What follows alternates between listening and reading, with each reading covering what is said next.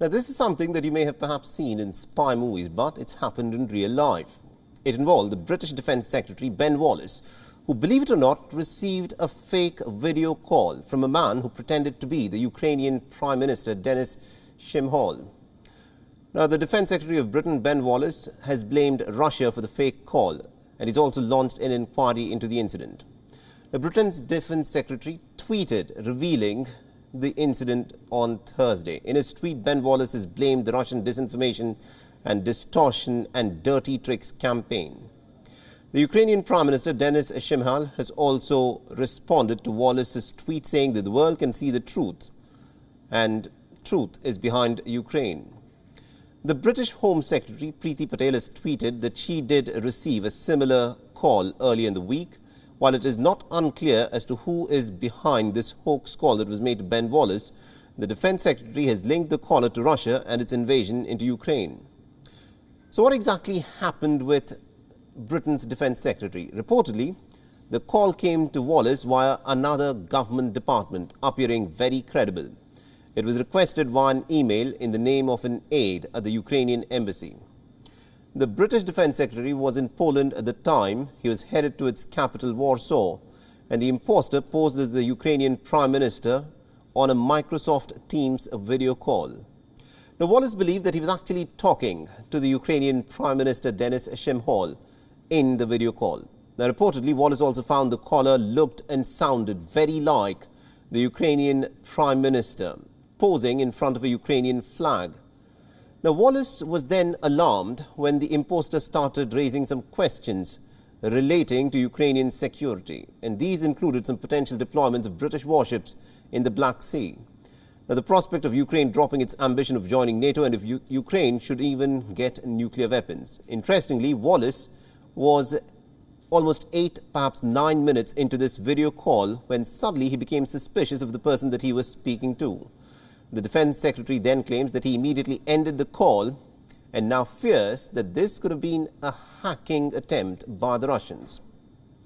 Now, concerns are being raised that the hoax call could have been orchestrated for disinformation and war propaganda by the Russian intelligence, either to embarrass Ben Wallace or perhaps to extract some sensitive information. Now, Britain's defence sources are worried that there may be more Russian attempts to try and distort the information that could have been extracted during the 8 to 9 minute video call. It should be noted that the timing of this call is very critical. Russia and Ukraine are in the middle of a sensitive peace talks. Moreover, the United Kingdom has played a key role in the ongoing war in Ukraine. It has provided military and humanitarian aid to Ukraine and has also imposed some crippling economic sanctions. Besides this, the British Prime Minister Boris Johnson and the Ukrainian President Volodymyr Zelensky have been speaking to each other regularly in similar such video calls ever since the war began. Now, to decode the war of disinformation and propaganda, we earlier spoke with the Professor of International Politics, Scott Lucas, who joined in from London, and this is what he had to say. Well, as you noted, propaganda and indeed disinformation has been part of conflict actually for centuries. More recently, during World War II, during the Cold War between the Soviet Union and the United States, the U.S. disinformation before its attack on Iraq in 2003.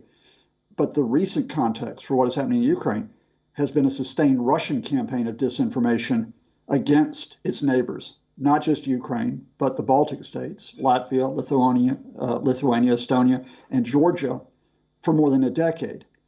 And indeed, this deepfake video was a fairly crude video. It was pretty easy to dismiss it. It wasn't matched up right.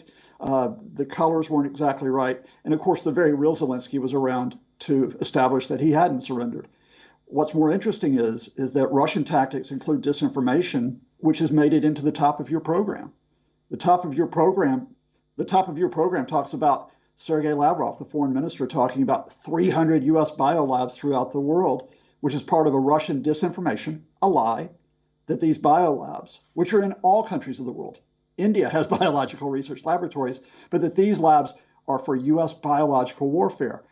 So the Russians have had a great deal of success in multiple fronts, including U.S. presidential elections with disinformation in recent years. I think what's striking this time is is that there's been pushback against the Russian disinformation, and that almost in real time it's being confronted and often successfully challenged.